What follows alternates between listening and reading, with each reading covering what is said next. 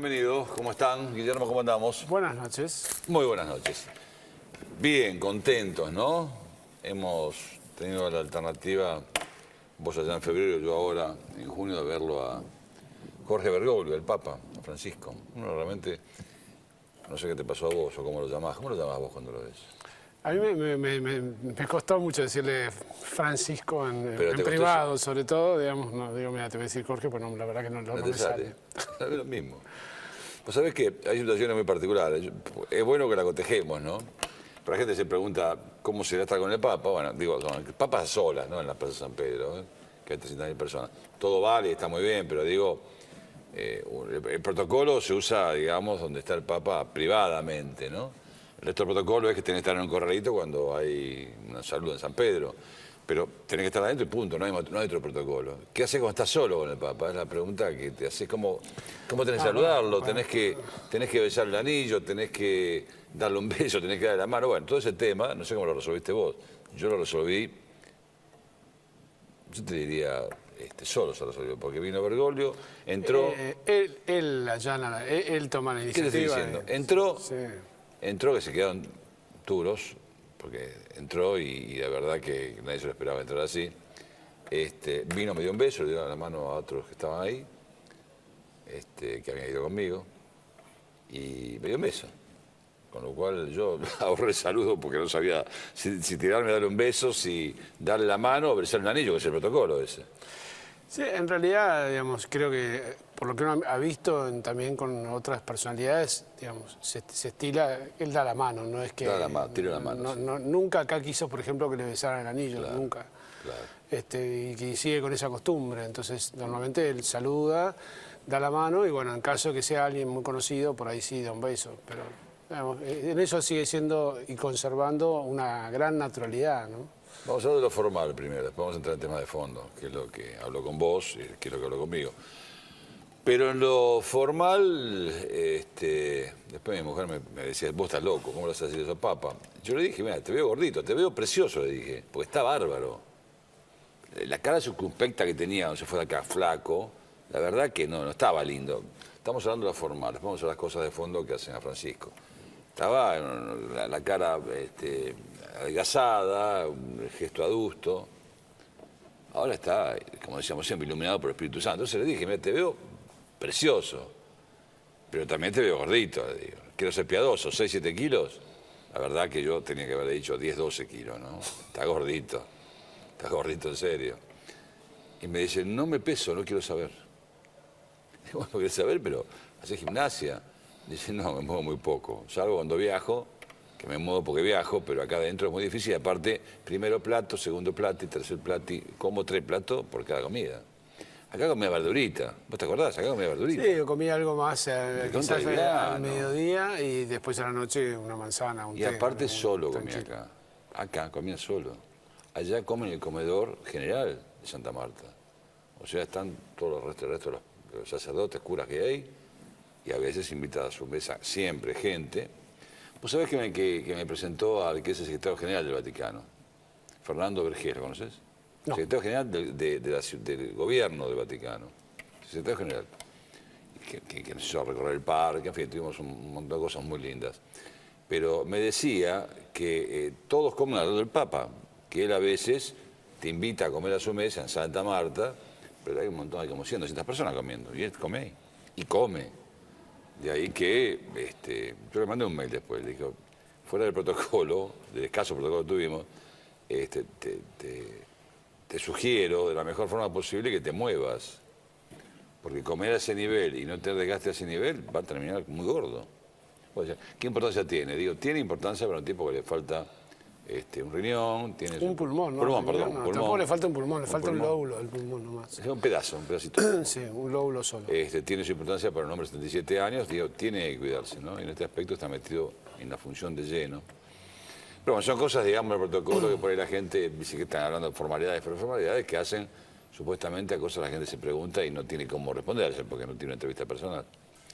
Vamos al tema. ¿Al fondo algo más querés agregar que te llamó la atención? De lo formal, ¿eh? Estamos hablando. No, la sensación esa es la misma, ¿no? Es decir, que él no ha perdido para nada su esencia de sencillez, de simpleza, te trata exactamente igual que como siempre. A mí me acompañó hasta el ascensor, digamos, después Claro. Sí. fuimos a un lugar enfrente, me dice llevarle cosas a los chicos, entonces agarró él una bolsa, digamos, le reforzó el nudo, empezó a poner cosas, rosarios, estampas, bueno, esos gestos que tuvo toda la vida. Claro. Que bueno, digamos, me parece que hablan también de qué importante es que no, digamos, con lo importante que es hoy en día, ¿no? El cargo no se le suba a la cabeza. Realmente es un hombre que sigue siendo un hombre muy humilde. Así es. La verdad, una satisfacción inmensa. En lo puntual se hablaron varios temas, duró 55 minutos la entrevista. 3 temas que vamos a repartir en 3 programas, ¿te parece bien? Y si vos querés agregar con tu experiencia algo más, me parece bárbaro. El primer tema es el problema grave que hay con lo que significa narcolavado y lavado de activos, ¿no? Provenientes del narcotráfico. Aunque todo lavado de dinero es grave, el proveniente del narcotráfico tiene una gravedad mucho mayor, ¿no? Un agravante mucho mayor.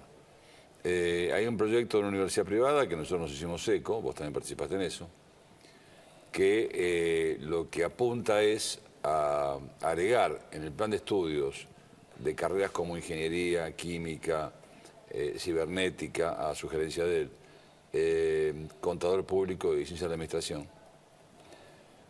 agregar una materia específicamente para que los futuros contadores, administradores, gente que está en el tema de computación, los ingenieros obviamente, por todo lo que significa, igual que los químicos, la metanfetamina, todo lo que es droga química, entiendan cómo es el tema, o sea, porque a veces trabajan para alguien que no sabe para quién trabajan y están en un infierno sin saberlo, ¿no? Exactamente, sí, porque sobre todo me parece que lo que apuntamos cuando fuimos elaborando ese proyecto es que uno cuando piensa en narcotráfico piensa solamente por ahí en bueno, el que consume y el que vende. Y la realidad es que cuando uno deja de ser un país que simplemente, digamos, importa la droga de alguna parte o la traía, no sé, de países limítrofes y después acá se reparte, o quizás es país de tránsito para la venta en otros países de otros lugares del mundo, la diferencia es que acá ahora se está produciendo en la Argentina y para producir hace falta, bueno, obviamente mucha gente que sepa de química. Entonces, por eso se sabe que el narcotráfico está captando gente de los laboratorios y por eso es importante, digamos, creo que advertir, ¿no? O sea, en ese tipo de carreras, bueno, lo que puede llegar a pasar, porque uno, digamos, cuando la limosna es grande, hasta el santo desconfía, dice la frase, ¿no? Cuando uno está metido en el tema, por ahí no desconfía. Dice, me están pagando mucha plata, pero por mi capacidad, y no piensan que mitad es por la capacidad y otra mitad es porque están trabajando para el diablo. Sí, con todo lo que eso implica. Y después, por otro lado, la detección de movimientos económicos, ¿no? que tienen que ver con una tarea que está llevando al Papa adelante con todo lo que es el Banco del Vaticano.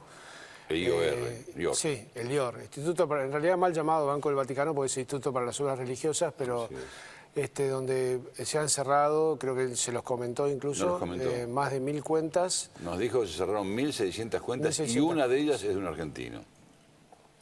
No nos dijo el nombre, yo sé el nombre, ¿eh? Vos te lo imaginarás. No hace falta que te explique mucho. Un hombre que tuvo mucho poder en el Vaticano. Y también comentó que fue a verlo a alguien, bueno, pero este dinero que hace, lleve el otro banco, pero en otro banco tengo que pagar impuestos. Y páguelo. Pague los impuestos.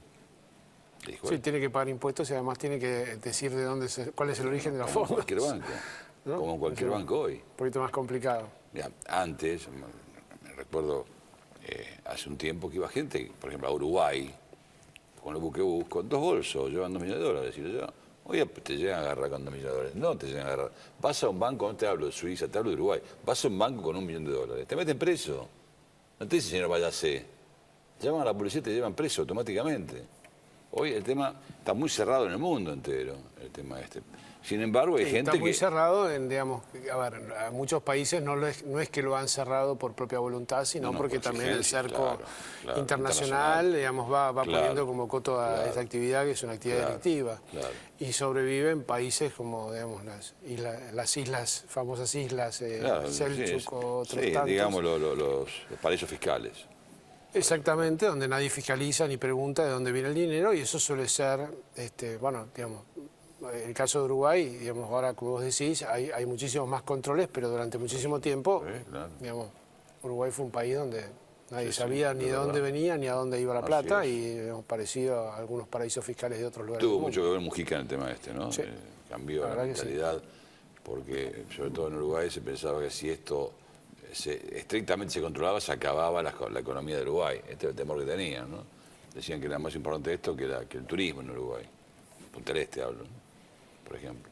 Y sin embargo, siguen viviendo, está controlado, y esto hay que animarse a hacerlo. Lo que pasa es que factores de poder y complicidades muy importantes de los gobiernos. Bueno, por eso creo que es tan importante lo que está haciendo el Papa en este sentido, porque bueno, igual que en el tema de la trata, que es un tema que llama la atención permanentemente, o del trabajo infantil, o de tantas cosas que, bueno, por ahí el mundo, digamos, mira para otro lado. Y bueno, creo que es muy importante, porque es una de las cosas de las que se le acusaba a la Santa Sede, bueno, como en realidad esto era un fondo donde iban a parar las donaciones para, digamos, o movimientos de dinero de obras, de congregaciones religiosas. Y entonces la gente dice, bueno, pero ¿por qué no lo cerraba? ¿No? Bueno, no se cierra, y el Papa, digamos, ha tomado la decisión de mantenerlo abierto, porque obviamente si no, uno tendría que caer en un banco de terceros, donde además se pierde mucho dinero en todas las comisiones y las transacciones, ¿no? O sea que está muy bien que el banco exista, pero lo que sí tiene que tener los estándares mayores todavía, yo diría, de transparencia que los que se tienen en el resto del mundo. Y en eso el Papa me parece que, llamando a consultoras internacionales, bueno, está dando un buen ejemplo de cómo, digamos, se puede usar el dinero, que es algo que al fin y al cabo hace falta para tantas obras, pero por otro lado usarlo de un modo transparente. El tema es, y lo explicaba claramente, que en realidad el IOR, como vos lo dijiste bien, es Instituto de Orden Religioso, es para todo lo que es derivado de la Iglesia. O sea, para todas las zonas religiosas, para todos los colegios, para todo lo que es relacionado con la Iglesia, en cuanto a pago de viáticos, pago de estructura. Bueno, pero además hay una cosa, es decir, en el mundo el dinero, también por todas estas normas en contra del lavado de dinero, el dinero está bancarizado. No se puede usar efectivo para, digamos, andar moviendo efectivo de un lado para otro. El dinero está, digamos, son transacciones entre bancos. Por lo tanto, si alguien quiere hacerle una donación a la Santa Sede o quiere mandar dinero para tantas cosas que, digamos, no sé, o una congregación que tiene su recolecta, por ejemplo, cuando viene hay una colecta específicamente que es para las obras del Papa, una vez al año, de todos los países del mundo. Digamos, cuando se hace esa colecta, ese dinero tiene que ser girado a la Santa Sede. Bueno, no se puede llevar en valija, tiene que ser girado por giros bancarios, y por lo tanto tiene que haber una entidad que reciba, ¿no? Repito que para mí lo importante son los estándares de transparencia que esa entidad tenga, y en este caso, bueno, es muy lindo lo que está haciendo Francisco con la actividad económica. Además la ha centralizado, ¿no? No sé si se los contó, se lo contó a mí también, el tema de la administración del Vaticano. Así es.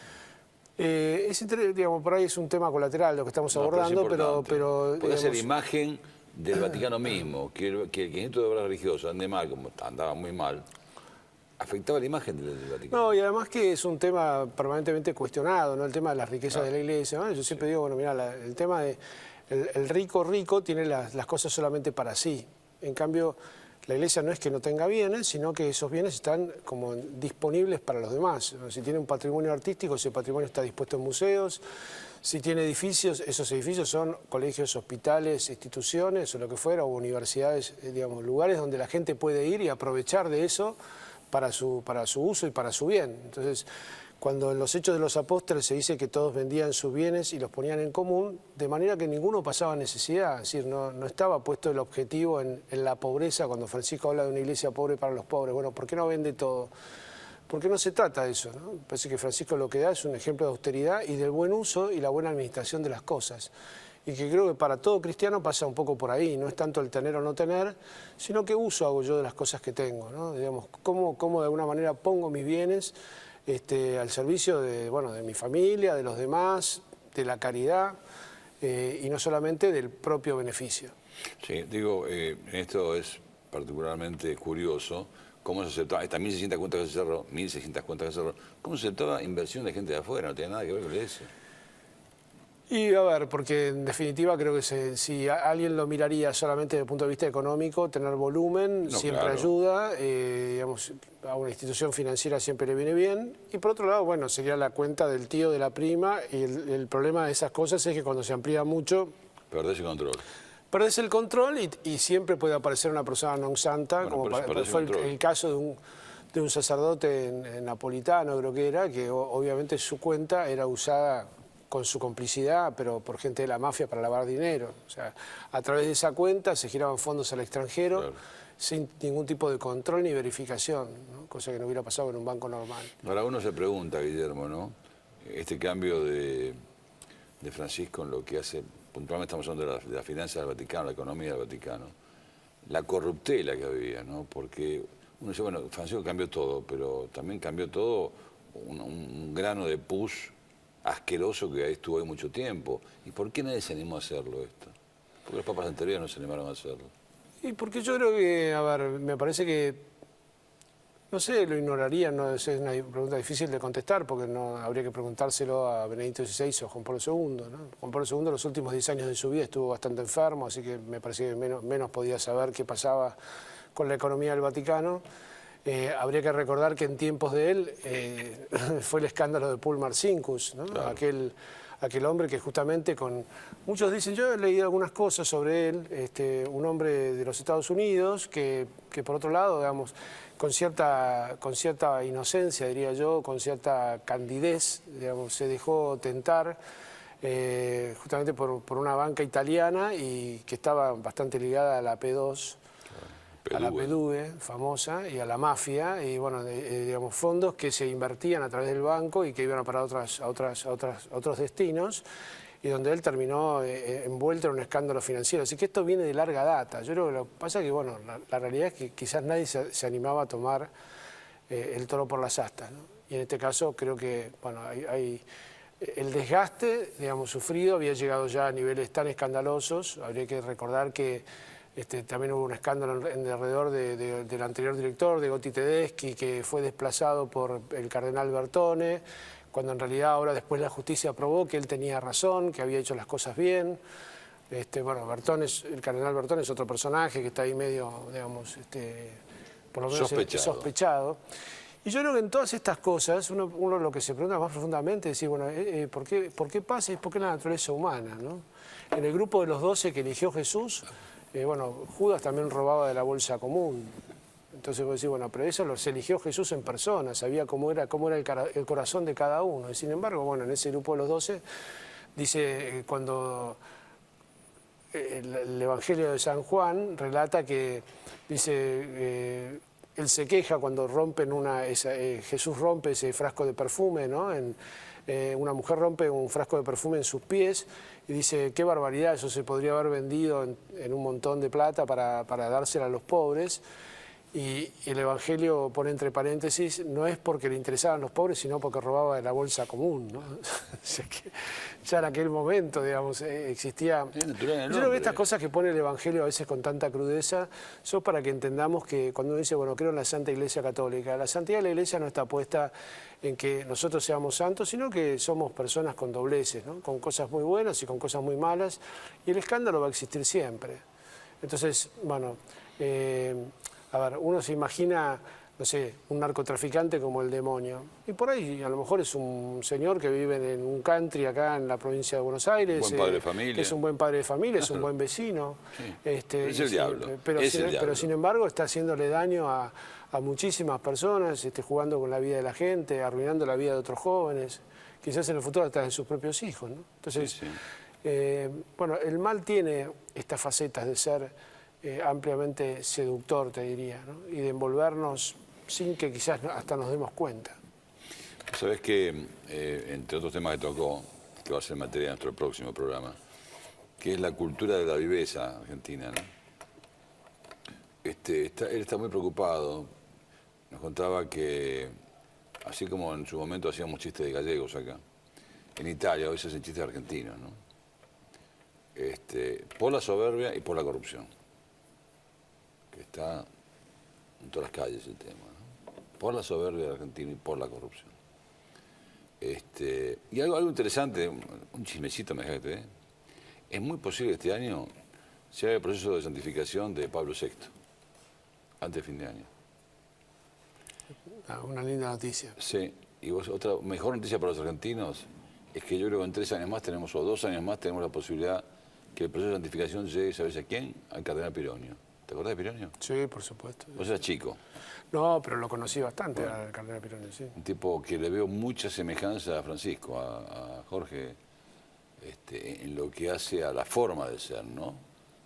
Un tipo muy simple, un tipo muy cerca de la feligresía, cuidando a sus ovejas como buen pastor.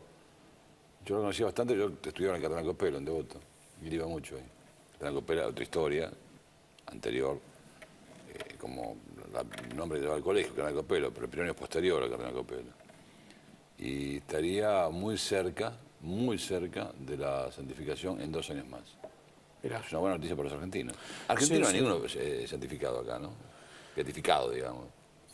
Mirá, sí, bueno, Seferino es beato, el cura Brochero es beato. Pero ¿no? santificación, no. No, todavía Santo, no. Sí, bueno, está que nació en Buenos Aires, pero después, digamos, murió en España, eso prácticamente, digamos, creo que no tuvo demasiada, o sea, nadie lo siente como verdaderamente argentino. ¿A quién? No me acuerdo el nombre ahora, porque la verdad que ni creo que no se lo acuerda nadie, pero sí cuando estaba en San Nicolás, él había sido bautizado en la parroquia, cuando en realidad el edificio estaba todavía en la 9 de julio, yo me voy a acordar el nombre. Pero no tenemos un santo todavía. no tenemos un santo, digamos, sí, digamos, a ver, me parece que ojalá, bueno, se inicie el proceso, pero un proceso tarda bastante tiempo. Sí, no, por eso te hablo, el de Pablo VI está muy adelantado. Estaría más cerca de los altares, sin duda, el cura Brochero, creo, ¿no? Claro. Pero de todas maneras, bueno, Pablo VI, digamos, un hombre extraordinariamente santo, tuvo mucha valentía y en muchas cosas parecidas a la que, digamos, yo diría que la de él fue muy audaz por el momento en que se vivió, porque, digamos, Juan XXIII inauguró el concilio, claro, pero fue Pablo VI el que tuvo que cargarlo sobre los hombros con mucho dolor y con mucha tristeza, porque obviamente hubo grandes disputas en la iglesia de ese momento, muchos sacerdotes que dejaron el ministerio, una iglesia muy confundida. Y Pablo VI llevó todo adelante con una caridad y un amor por el silencio y por la iglesia notable, ¿no? Un hombre muy santo. Y además hizo un montón de reformas de austeridad, eliminó todos los boatos papales, la triple tiara, la corte pontificia, hizo realmente digamos, los salones donde atienden los papas hoy en día, que son notablemente austeros comparados con los grandes salones que había antes, los hizo Pablo VI, o sea, modernizó muchísimo la imagen del papado, ¿no? O sea, y además un hombre de Dios, ¿no? Realmente un hombre muy santo. Es una buena noticia. Dos buenas noticias, muy buenas. Bueno, te cuento, volviendo al tema de hoy, el tema que estamos hablando del narcotráfico y lavado, este proyecto, curiosamente, ha tenido una acogida espectacular en Jorge Bergoglio, en Francisco, ¿no? El tema del narcotráfico y lavado de activos provenientes del narcotráfico.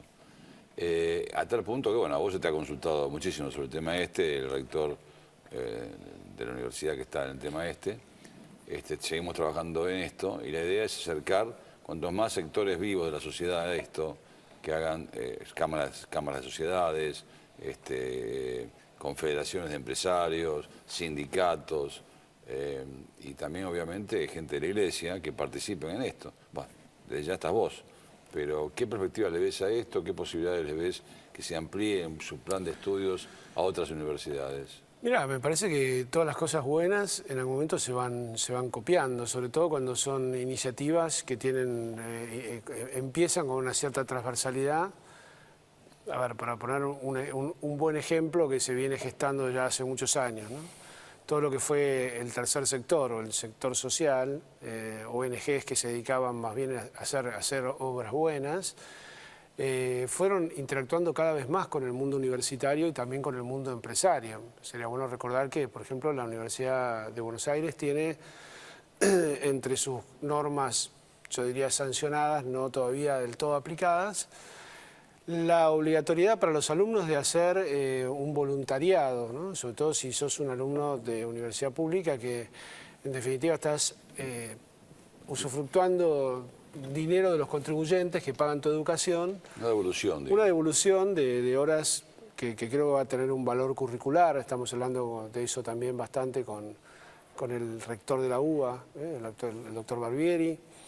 Y bueno, sería interesantísimo que me parece que las universidades pongan su saber al servicio de aquellas cosas que hacen a la sociedad, en este caso, como es el tema de narcotráfico, es un tema, bueno, que nos puede hipotecar el futuro seriamente, lo dicen muchos entendidos, ¿no? Que si no se toma el tema a tiempo, digamos, cuando uno se quiere acordar, bueno, las redes de narcotráfico van copando todos los ambientes, ¿no? Van comprando la policía, la justicia, y en definitiva, bueno, la República, ¿no? Vos sabés que él dio una figura muy interesante, ¿no? Pues el problema del narcotráfico junta plata, junta dinero. La tienen, para hacer imaginativamente algo, en una habitación. El problema es que estrangularse al narcotráfico si no tienen cómo lavarlo. ¿Está claro? O sea, podés tener mucha plata proveniente del narcotráfico, pero si no tenés cómo lavarla, se acaba el negocio. ¿Está? Y muchas veces, yo creo que en esto, por ahí los países son prescindentes en este aspecto, ¿no? Les interesa recaudar, les interesa que se blanquee para recaudar lo que se blanquea.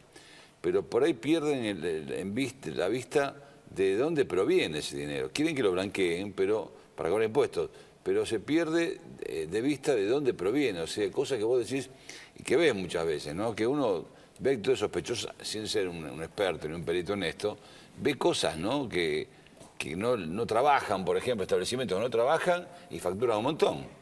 Está claro lo que estoy diciendo, ¿no? O sea, sí. Una forma de lavar es esta, o sea, meter el circuito económico plata proveniente, puede ser narcotráfico, puede ser la trata, puede ser, en fin, de mil cosas distintas, la venta de armas. Pero el tema está ir a fondo en esto, y esto es lo que deben prepararse los profesionales, darse cuenta de la elaboración de la droga es una historia, de la cibernética es otra historia que mezcla la elaboración con el lavado, que es justamente lo que tienen que administrar los administradores de empresas y los contadores, que ya, creo que muchos conviven con el diablo, se dan cuenta de lo que tienen entre manos cuando están administrando eso, porque nadie es tonto y un contador es menos tonto que ninguno. Se da cuenta cuando hay un flujo de dinero que no es normal. Sin embargo, se limitan a, yo soy contador, firmo el balance, de dónde viene la plata, no tengo por qué meterme. Y yo creo que tendría que haber algún tipo de implicancia para los profesionales de formación y sobre todo de formación y de rendición de cuentas, ¿no? Las dos cosas. Yo creo que sí, porque, digamos, a ver, el mundo tiende cada vez más a trabajar en el tema de redes, ¿no? Entonces, el mundo hoy en día es básico, ¿cómo se interactúa? ¿Cómo? Estamos yendo. Esta música alta que pusieron es porque nos vayamos. Ponen de vuelta. Tenemos que despedir. Hay otra forma de decirlo. Nos vamos, nos reencontramos. Gracias.